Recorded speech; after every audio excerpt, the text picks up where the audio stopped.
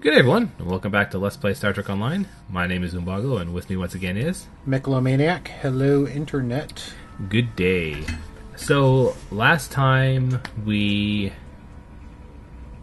Was it, Foundry We did mission? a Foundry mission. Yeah, so we did a Foundry mission.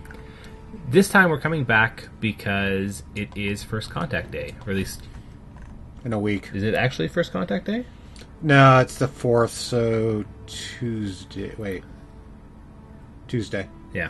So, but Star Trek Online is celebrating First Contact Day starting yesterday with a new mini event. I know that STO has done First Contact Day like story things in the past, where you've just sort of been able to talk to a bunch of people and see how they feel about things that have been going on.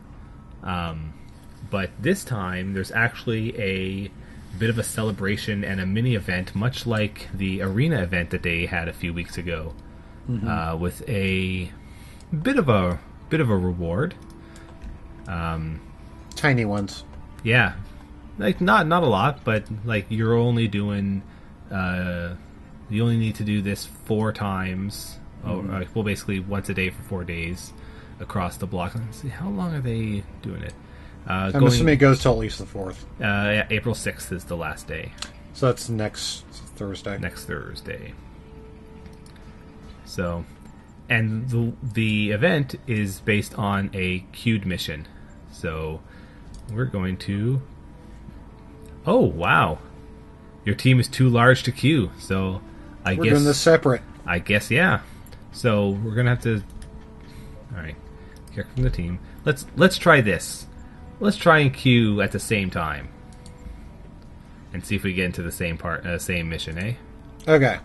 On 3. When this mission actually loads, folks will see why it's working like this. So, yes. On 3.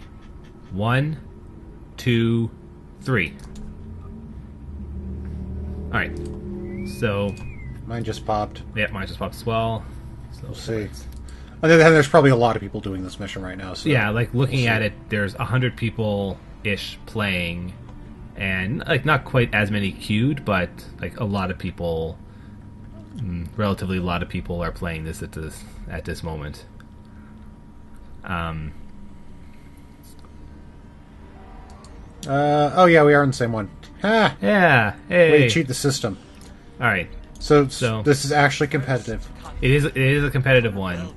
I'm sorry, April 5th, not April 4th. Okay. So Wednesday. So the objective of this is that we all are going to build our own model replica of the Phoenix, and then we're going to launch them to see which one goes the furthest without exploding. Yes. And we do that by running around this area, which is supposed to be close to where he actually did build the Phoenix. I'm just saying, I'm having some Firewatch flashbacks right here. Whatever that game is. Yeah, well, no one knows what that game is. Going to these junk piles to find parts. And the parts are also rated by rarity, and obviously the rarer ones will be better. We'll show more about what it is once it goes through, but it's basically a very simple little scavenger hunt. Each of the 3 banner areas have a different part of the ship. There's the engine, the hull, and the stabilizers. Yes. Yeah. We just started. So we're just going to run out and collect parts. So it's been a few weeks since the last time we did a video, so... I slept a really long time. Really long time. Yeah, it's been... like, at one point, like, not a whole lot's actually been going on. So we haven't had much of a reason to record, but...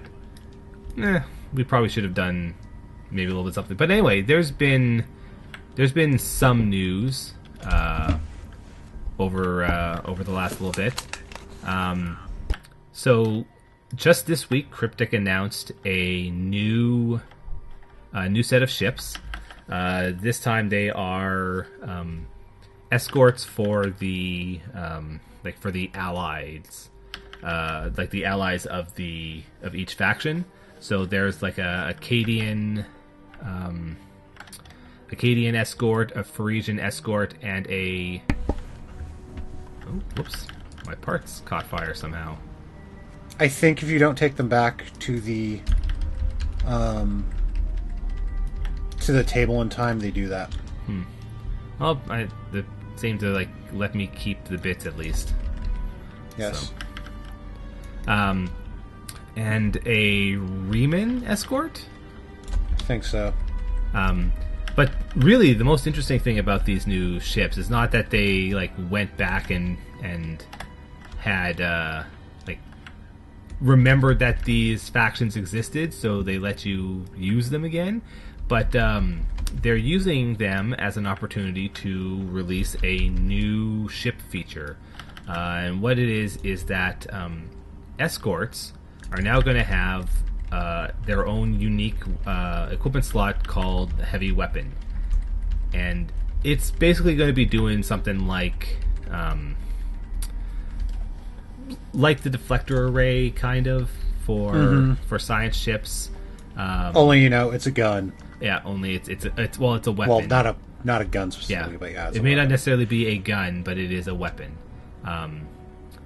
In this case, these ships come with a railgun weapon, which is a 360-degree kinetic weapon that does some like minor shield piercing. More importantly, it's a railgun, which makes it cool. Yeah, I actually really like railguns. But yeah, like it's interesting. Like I like that they're doing this as like the niche for escorts, and also are finally like getting around to having a niche for escorts. It's been a while, so it's nice that the niche for escorts is guns. Yeah. Also, it now like the way that Cryptic is allocating like the way like what ships will get the heavy weapon slots is interesting. It's how do they phrase it? It is any ship with 7 or more weapon slots, and what was the other? I don't remember. There was a specific. Yeah, but so like right now it's only these brand new ships, but Cryptic is intending that in a upcoming update, they are going to add that feature to as many other ships as they can. So speaking of upcoming updates, over the last week, Cryptic also announced the next season. Escalation, which so far they didn't really give a whole lot of details, but they did give one which I think is quite fascinating. There's going to be a new type of PvP map added to the game. They're calling it War Games. And the way it works is it's actually about multiple teams of players competing against each other in what are essentially PvE encounters. So it'd be like... So we finished the first phase, which is that we gathered stuff, gathered parts, gathered components, and now we're going into the next part where we can take the junk common stuff that we found, and we can use it to basically randomly generate more parts to hopefully make our ships better. All right, so yeah, so these war games are basically that players. Oh, oops. And this is just the waveform just the minigame. Waveform minigame, yeah. Basically, like for every piece of junk you picked up, you'll be able to play the waveform minigame to get a chance at a random component. But yeah, like they didn't really give any examples of what like some of the war games would be, but it definitely sounds interesting, and I'm definitely looking forward to seeing how it turns, like how they turn out, because those could actually be like very. I don't really like PvP a whole lot in Star Trek Online, and closed it too early. Yeah, like I don't really like PvP very much in Star Trek Online. But this sort of thing where it's more of a PvE and you're competing in that is something that I'm definitely looking forward to. Also, the music that they play during this stage is great.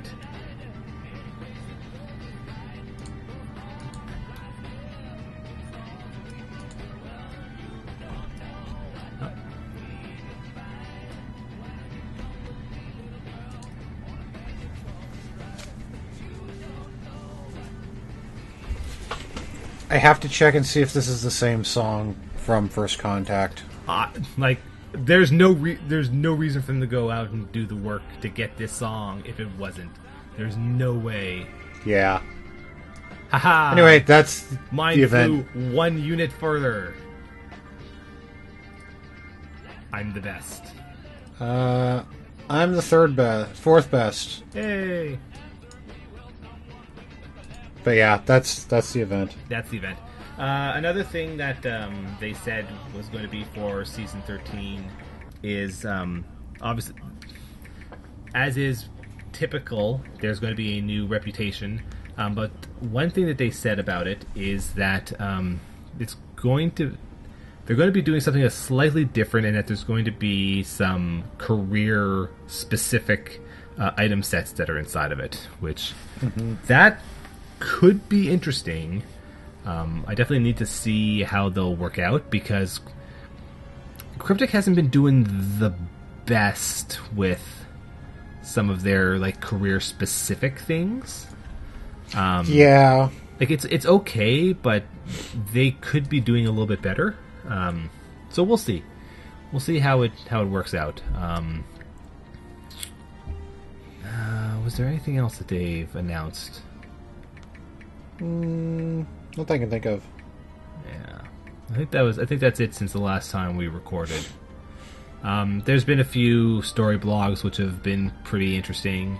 Yeah, this event is pretty nice. I think it's a really nice little thing for them to do. Like I kind of mentioned, there are some like very minor rewards as part of it. You do it 4 times, and you get an unlimited use holo emitter. Which, so you can make any ship you have look like the Phoenix. Well, any shuttle, like any fighter shuttle ship, yeah, look like the Phoenix, and then like a toy rocket pet. And the theta radiation infused maneuvers, which is like whenever you use evasive maneuvers, you basically dump theta radiation behind you, kind of like eject warp plasma. And yes, it is in fact the same song. I'm checking to see if it's the same version. It's apparently the one in First Contact was a live performance version. Oh. It doesn't sound like a live version. It no, and like I'm also not sure if it's a cover. I don't know enough about music to know if it's a cover band or not. I don't think it is. It does sound like the actual song, but yeah, it's the version of it is such like isn't like the greatest of quality. So which entire means this video might get a DMCA copyright strike. Well, whatever. It would be kind of hilarious. Hopefully it won't, but it's in the game. Yeah. I am pretty sure that doesn't work for actual games either. Like, not actual games, but like video games with licensed music.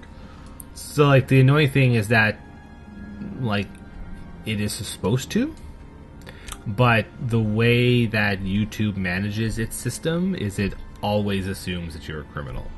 Mm-hmm. So, whatever. Clearly, what you need to do is at the end of this, we just need to start playing Chains of Love by Europe. Yeah. And also throw in some Nintendo game footage. Yeah, clearly. I mean, it would matter if I was actually trying to make money on this, but... Yeah. Maybe someday.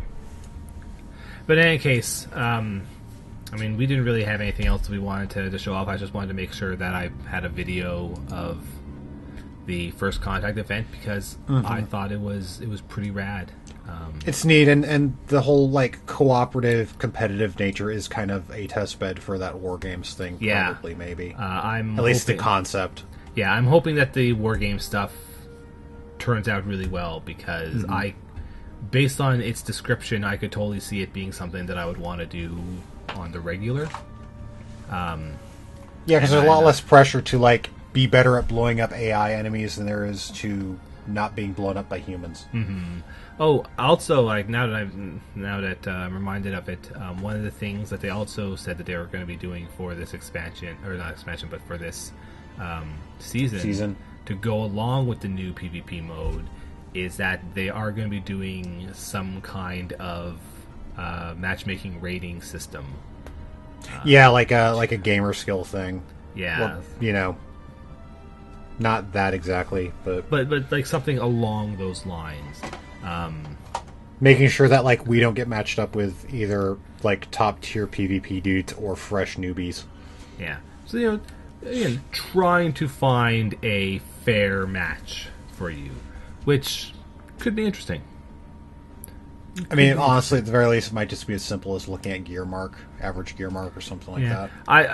I have a feeling that it is also going to be doing like like based on the way they describe it, it seems to be much more than just matchmaking based on stats. I believe it is actually doing some Your performance, too. some performance stuff. We'll see how it goes. I'm pretty sure it is some form of MMR.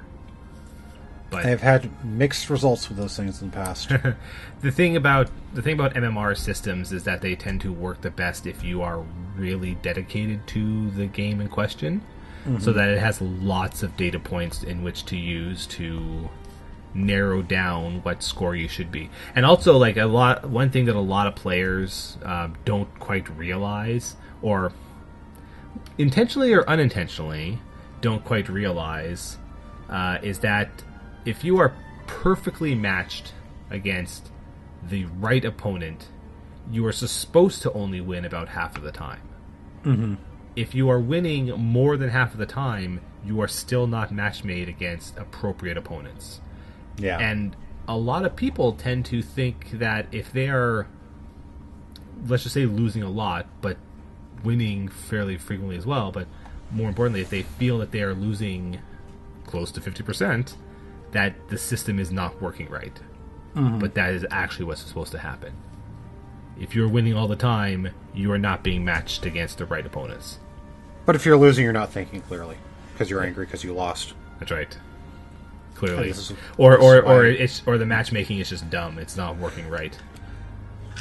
And this is why I do not play competitive Street Fighter. That's one of the reasons why I don't play a lot of competitive stuff in general. I'm just not that great at it. But like I said, a PvEVP type system, I am very fascinated in it, and Yeah, I'm it's looking forward. much more chill. Yeah, so I hope it turns out. I really hope it turns out. Me too. But in any case, I guess And we will, of course, show that off when it shows up. Which Yes. I think is middle April April. April 25th, I believe, is the day. Okay, end of April. That they gave for season 13. That's also probably going to be when the next lockbox drops, because that's when these things are normally timed. So look forward to it. Yeah, because things have been a little thin. I don't know if we're going to be doing another episode next week. We'll see. We shall see. We'll see what's going on. Depends on if I'm sleeping. But in any case, I believe that'll be it for us for this week. thank you all for watching, and we'll see you all next time. Bye, everyone.